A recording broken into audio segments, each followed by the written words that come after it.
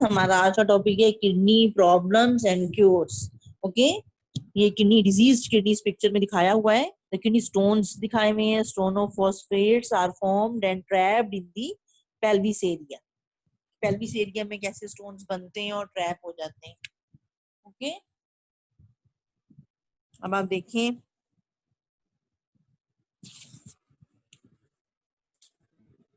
kidney problems and cures. Unusual situations may arise in the function of kidney by factors originating within kidney or outside. कुछ factors जो reasons हैं वो kidney के अंदर भी create हो सकते हैं और आउटसाइड द किडनी भी, जो किडनी स्टोन्स और दूसरी डिजीज का बायस बनते हैं। These cause serious kidney diseases. Stony materials, kidney stones. Stony materials are found in the kidney and these cause urinary obstruction and are generally complicated by infections. तो kidney stones के साथ kidney infected भी हो जाए तो बड़ी complication इससे produce हो जाती है। These stones have specified chemical nature. These are formed in metabolic disease. For example, kidney stones metabolic disease hypercalcemia में और हाइपरऑक्सीडोरिया में बन जाते हैं। हाइपरकैल्सीमिया में ये होता है कि high level of circulating calcium in the blood stream में जो ब्लड है उसमें कैल्शियम लेवल काफी हाई हो जाता है because of other diseases. Hyperoxaluria, that is higher blood level of oxalates, is other contributing factor in the formation of calcium oxalate stones. तो result में जो स्टोन्स बनते हैं वो कैल्शियम ऑक्सिलेट कंटेनिंग होते हैं और यानी हाइपरऑक्सिलोरिया से और हाइपरकैल्सीमिया से ये कैल्शियम ऑक्सिलेट स्टोन्स बन जाते हैं। Oxalates are present in green vegetables and tomatoes, therefore may be the source of hyperoxaluria. The incidence of calcium oxalate type stones are 70% of all the kidney stones. Calcium oxalate stone का बनने का 70% chance है, यानी stones are 70% of all the kidney stones.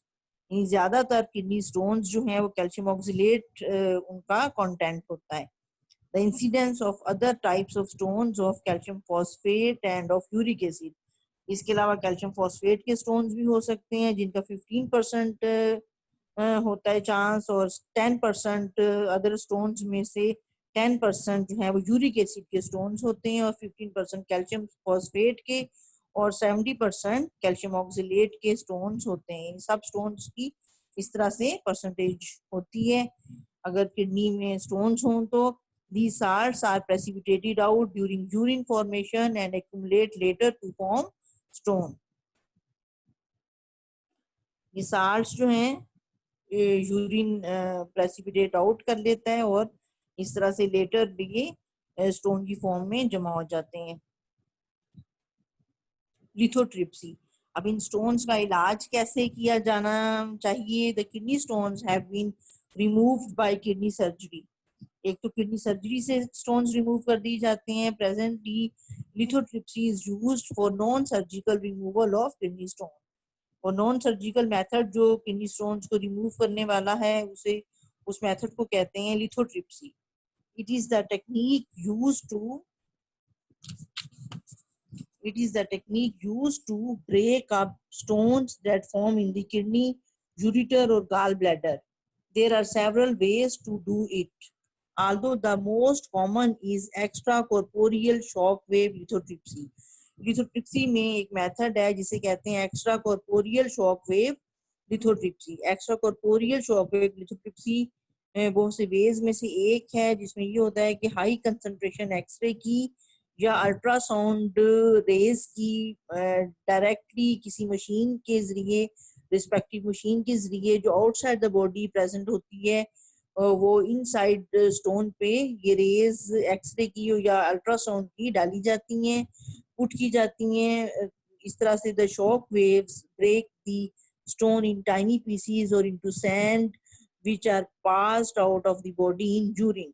इस तरह small particles tiny pieces में stone convert हो जाता है और यूरिन से पास आउट ये स्टोन कर दिया जाता है। रीनल फेलियर फिर एक और बड़ी डिजीज है किडनी से मुतलिक, जिसे रीनल फेलियर कहते हैं। इसमें क्या होता है कि various factors of pathological and chemical nature में progressively destroy the nephron, particularly its glomerular part. This results in increase in the plasma level of urea and other nitrogenous wastes. तो glomerular part जब destroy हो जाता है nephrons का, तो उससे plasma level में यूरिया लेवल प्लाज्मा में बढ़ जाता है और दूसरे नाइट्रोजनस वेस्ट भी प्लाज्मा में, ब्लड प्लाज्मा में बढ़ जाते हैं। The rise in urea causes complications of increase in blood pressure and anemia. Rise in urea, इस तरह यूरिया में भी राइज हो जाता है और causes complications of increase in blood pressure और अनीमिया। तो जब ये नेफ्रॉन्स का ग्लोमेरुलर पार्ट डिस्ट्रॉय होता है, यूरिया लेवल बढ़ता है, नाइट्रोजन वेस्ट ब्लड में बढ़ते हैं, तो ब्लड प्रेशर भी राइज हो जाता है और पर्सन वो अनीमिक भी हो जाता है, यानी अनीमिया का शिकार भी हो जाता है। डायलिसिस, अब इसका इलाज कैसे है रीनल फेलियर का? डायलिसिस एक इम्पॉर्टेंट मेथड है। In chronic renal failure, the function of the kidney is completely lost and is unable to remove nitrogenous wastes. तो रीनल फेलियर में जब फंक्शन किडनी अपना लॉस्ट कर देता है to remove nitrogenous waste, particularly the urea, the blood of the patient is treated through dialysis. तो blood को dialysis method से गुजारा जाता है। It cleans the blood either by passing it through an artificial kidney or by filtering it within the abdomen. Abdomen के अंदर ही filtering की जाती है या आर्टिफिशियल किडनी एक इस्तेमाल किया जाता है। इस तरह से डायलिसिस की जाती है और ब्लड को क्लीन अप कर दिया जाता है। The waste and excess water are removed during the treatment as is done by the healthy kidneys. Waste और एक्सेस वाटर इस तरह से ट्रीटमेंट के दौरान रिमूव कर दिया जाता है और जिस तरह हेल्दी किडनी में फंक्शनिंग होती है उसी तरह से बॉडी में कंडीशन लाई जाती है by the use of artificial kidney और by filtering it within the abdomen. There are two types of dialysis, hemodialysis and peritoneal dialysis. Hemodialysis, listen girls, firstly, hemodialysis means cleaning the blood. ये blood को clean up कैसे किया जाता है? In this procedure blood is circulated through a machine which contains a dialyser. एक machine होती है जिसमें डायलाइजर फिट होता है। Dialyser, this machine also called artificial kidney, और इस मशीन को जिसमें डायलाइजर होता है, इस मशीन को आर्टिफिशियल किडनी का नाम दिया जाता है। Dialyser has two species separated by thin membrane. Dialyser में दो स्पेसीज होती हैं जिनके दरमियान में थिन मेम्ब्रेन होती है। Blood passes from one side of the membrane and dialysis fluid on the other side. The waste and excess water pass from the blood through the membrane into the dialysis fluid. तो blood होता है एक side पे और dialysis fluid दूसरी side पे। तो waste materials blood से मेम्ब्रेन के थ्रू डायलिसिस फ्लूइड में आ जाते हैं और डायलिसिस फ्लूइड्स फिर डिस्पोज ऑफ कर दिया जाता है। Peritoneal dialysis, peritoneal dialysis work on the same principle except that abdomen has a peritoneal cavity lined by a thin epithelium called peritoneum. तो पेरिटोनियल कैविटी में एक पेरिटोनियम नाम की एपिथेलियम एक मेम्ब्रेन होती है। Peritoneal cavity is filled with dialysis fluid that enters the body through a catheter. Catheter एक चीज है जिसके through dialysis fluid peritoneal cavity में फिल कर दिया जाता है। Excess water and waste pass through the peritoneum into the dialysis fluid.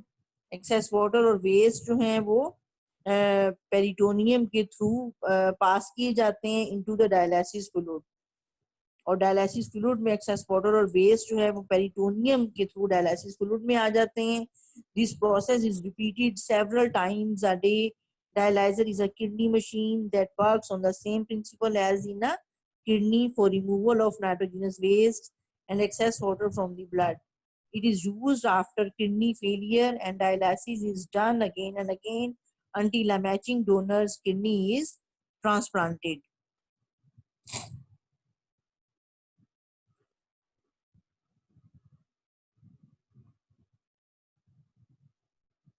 It is used after kidney failure and dialysis is done again and again until a matching donor's kidney is transplanted.